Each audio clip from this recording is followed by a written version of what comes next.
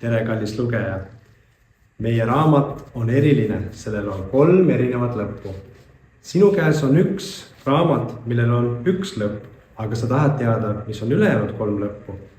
Ma loen sulle nüüd ühe lõpu ja sa saad võrrelda, kas see on sinu raamatu lõpp või on hoopis teistsugune. Nii, minu viimase peatüki nimi on Lumemoosi aeg. Algus on sama sellel peatükil, aga siis jõuab kätte selline koht.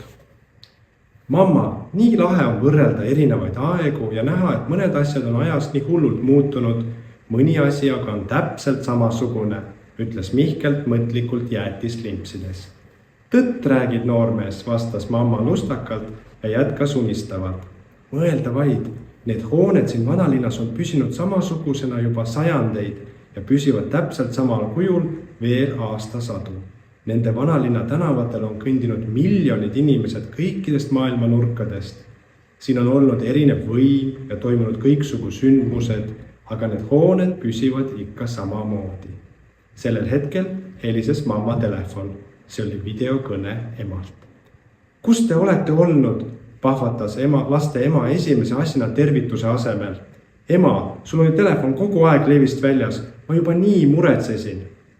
Kas väike seto kanakene on mures oma tibude pärast, muheles mamma ja nähes, et ta tütar polnud selle vastuse üle eriti rõõmus, lisas ruttu. Vabanda, kallis, mul see telefon jupsib vahepeal, meil on kõik korras. Jaa, emme, meil kõik korras, hõikas õie ning Mihkel ühines vestlusega. Ära muretse, emme. Ma ju ütlesin, et nendega on kõik korras, kostis ka isa hääl. Ja hetk hiljem oli ka tema telefoni ekraanil. Vahvel süles. Tšau, pärdikud, vaadake, kes siin veel on. Vahvel, hõiskasid lapsed korraga. Jep, Vahvel ka väga muretses teie pärast, pilkas isa naerdes. Olgu, ma üritan mitte muretseda, ütles ema. Kuulge, onu Rein sõidab homme Tallinnast maale, kas tulete koos temaga? Ema hääles oli tunda nukrust. Tema küsimus polnudki nagu päris küsimus, vaid rohkem palve. Seda tajusid kõik 3 keskaja riietes tegelast. Ma arvan, et meil oli koos väga tore ja ma loodan, et sa saadad lapsed varsti jälle kilulinna. Aga nad kindlasti juba igatsevad teid ja tahavad ka koju, vastas mamma oma tütrele. Kas on nii, lapsed?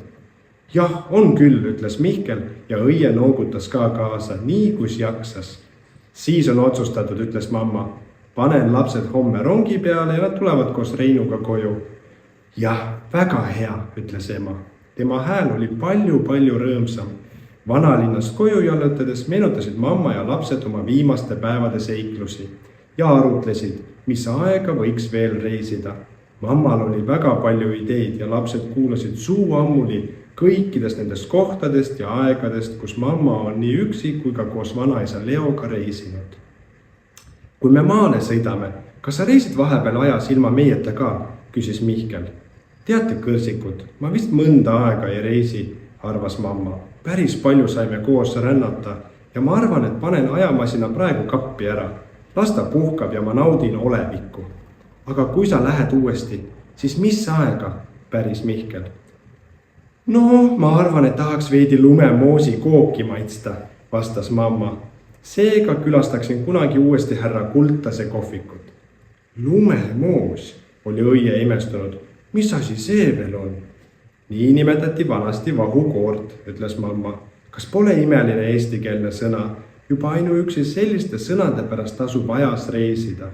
Jah, ma lähen Lumemoosi aega. Kultase kohvikusse. Ma arvan, et võlgnen siiski härra Kultasele ka ühe maali. Nad kõndisid käsi käes edasi ja olid mõnda aega vait. Mamma Mari mõtles härra Kultasele ja need mõtted viisid omakorda mälestustele Leost. Õie mõtles Lumemoosile ja unistas, kui lahe oleks, kui saaks päris lund moosi purkides hoida ja seda palava ilmaga suvel süüa. Ning Mihkel mõtles ees ootavast rongireisist maale. Kuidas muretseb ema neid juba ootab, kuidas ta Märdi ja Oliveriga onni ehitama hakkab ning kuidas ta peagi kooli läheb.